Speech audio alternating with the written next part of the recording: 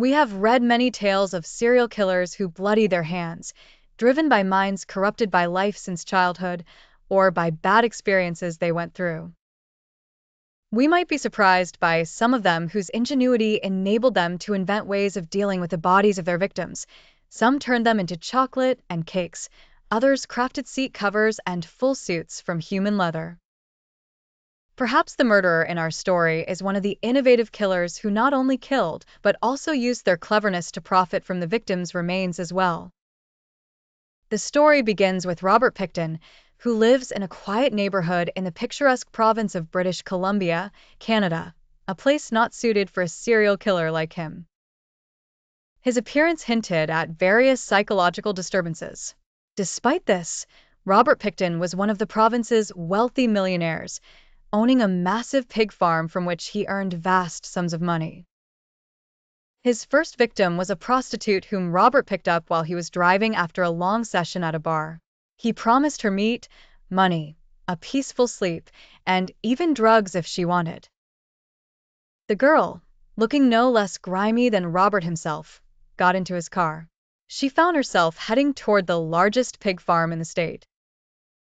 Upon arrival, Robert satisfied his sadistic desires with her, and instead of giving her money, he stabbed her repeatedly, killing her instantly. Robert dismembered the body into small pieces.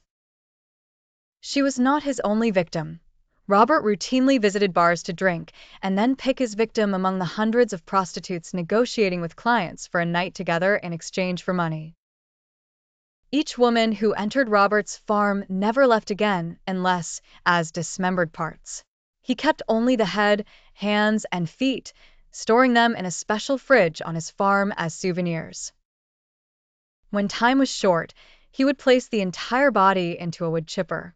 At times, Robert mixed the remains of his victims with unusable pig parts like intestines, bones, hearts, and liver, bagging them together and delivering them to a processing plant in Vancouver for recycling. The shocking revelation to the public was that Robert recycled his victims' remains into products such as shampoo, soap, and cosmetics. He believed their remains should be spread and interacted with by everyone just as he did. He transformed them into beauty products women applied to their skin and gave them to butcher shops, entering the stomachs of unsuspecting consumers. He felt immense satisfaction knowing he exploited everyone. Police noticed the disappearance of prostitutes during that period, though no one paid much attention. Until one day, Robert brought another prostitute to his farm.